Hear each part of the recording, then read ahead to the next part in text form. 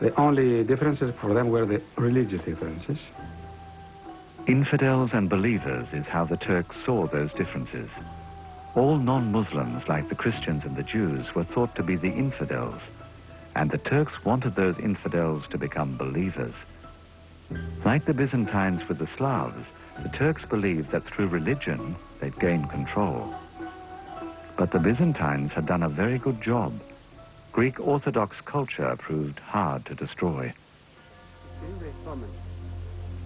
The Ottomans persecuted the Christian populations, but their plans did not succeed. In fact, persecution seemed to help the culture flourish. And especially in the countryside, in the villages, the power of the Greek Orthodox Church still kept a hold. The influence of religion is not difficult to see. The French journalist Bérard wrote about it in the 19th century. What he observed in Macedonia then could have been today. An old lady was crying, bundled alongside her grandson's tomb. Her daughters and daughters-in-law were standing all around her. Then begins the lament. Why did you leave us, carnation mine? Come back again. Come sit at our table. We're pouring black tears, and you're not coming back. Come back again, sweet eyes of mine.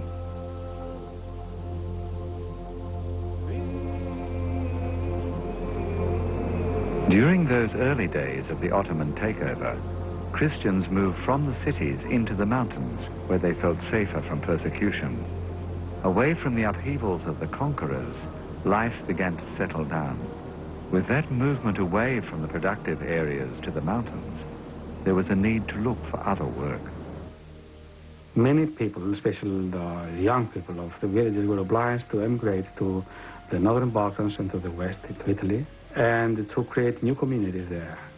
They brought back new mentalities, new patterns, social patterns, new ideas, new ways of living and of thinking. That is very evident in the popular architecture and constructions in the villages.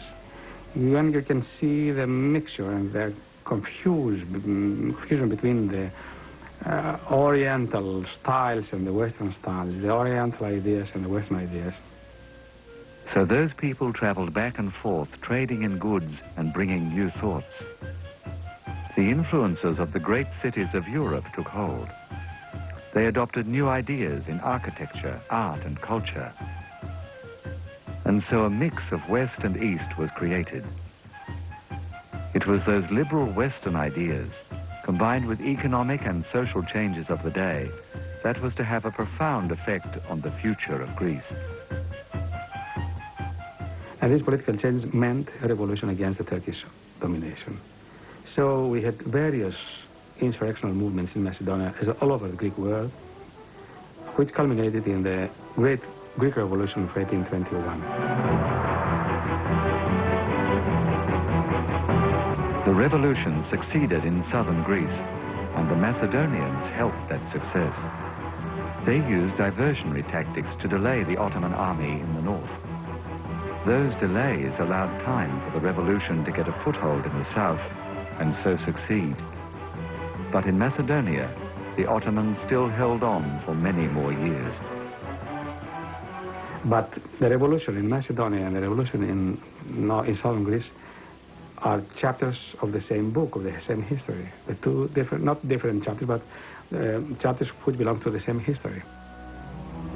While the revolution played itself out in southern Greece, a new political player entered the field in Macedonia, Bulgaria, the Slav-speaking neighbor from the northeast. The Bulgarians, like many others, wanted access to that highly desired Aegean Sea.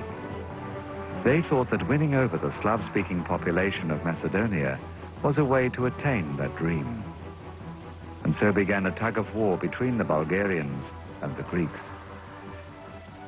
During the revolution of 1821, as I told you, the only components of the whole problem were the Turks and the Greeks. But now there was another nationalism which had its own claims in the area, trying to have an access to the Aegean through the Slav-speaking population of the area. There were also Slav, during the Ottoman domination in 5 centuries, the peoples of all over the Balkans were circulating, not only in Macedonia, but all over the Balkans. But Macedonia was, as I told you, a crossroads. So many people came and went from here. You can find Greeks in northern Bulgaria and Slavophone people in Greek Macedonia also. So the Bulgarians, encouraged by Russia, which tried to use Bulgaria as a satellite for her own aims, tried to reinforce their positions even in Macedonia.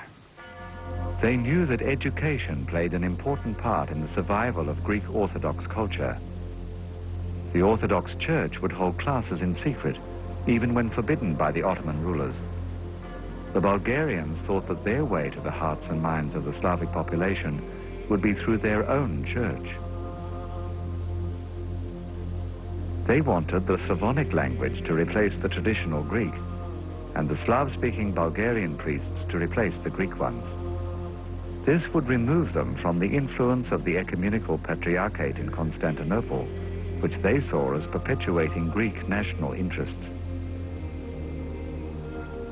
In 1870, they finally succeeded with their demands. They created the Bulgarian Exarchate, their own Bulgarian Orthodox Church. All these changes were of great interest to Russia. This powerful Slavic-speaking nation recognized the divisions between the Bulgarians and the Greeks as a way of advancing their own political and territorial interests. Russia was on the brink of war with the Ottoman Empire. The Russian history from the 15th century, if not earlier, was tenacious effort to find access to the sea. And they found access to the Northern Sea, but sometimes it was isolated by the Germans. They found access to the Black Sea, but it was a lake. They tried to find an access to the Mediterranean. They found an access to the Pacific Ocean, but for them it was second-class sea from their political interest. They turned to a new state, to a new nation, which was the Bulgarians. In 1878, the Russians won the war against the Ottomans. The Treaty of San Stefano proposed new boundaries which included a larger Bulgarian state. The Russians, with their common Slavic language, encouraged Bulgaria into their fold. Russia was sure this way they would get access to the Aegean Sea. But the great powers of the day realized the Russian plan, and with the Treaty of Berlin, forced them to accept terms which did not include expansion through Macedonia. In direct defiance of the treaty, the Bulgarians began a campaign to win over the Slav-speaking population of Macedonia, another way for passage to the sea. So a turning point in Greek-Bulgarian antagonism over Macedonia began. Even Slav-speaking villages were raided if it was thought their allegiances were with the Greeks. There was a very acute antagonism between Greeks and the Bulgarians in the broader area of Macedonia, but from the last decade of the 19th century, it began more and more bloody antagonism, I would say a guerrilla war in the mountains of Macedonia, central and western Macedonia, which culminated in 1904, 1908 in the so-called Macedonian struggle, which had also traitors and heroes and martyrs from both sides, Greek and Bulgarian. Like so many towns throughout Macedonia, has its own way of promoting Greek history and culture. And it's here we learn more about the history of Macedonia. At the heart of this museum is an intimate record of that conflict between the Bulgarians and the Greeks, known as the Macedonian struggle. Είναι το μαυσολείο, το κενοτάφιο του Μακεδονικού αγώνα. Πρέπει να ξέρετε, παιδιά, ότι ο Μακεδονικός αγώνας άρχισε από το 1870 και τελείωσε στην Ρωσία το 1908. Αλλά από το 1970 ως το 1904 οι Μακεδόνες εντόπιοι σε όλη τη Μακεδονία πολέμησαν την ιδέα του βουλγαρισμού, τους Βουλγάρους δηλαδή που ήθελαν να πάρουν τη Μακεδονία όλοι να την κάνουν δικιά τους, πολέμησαν οι ντόπιο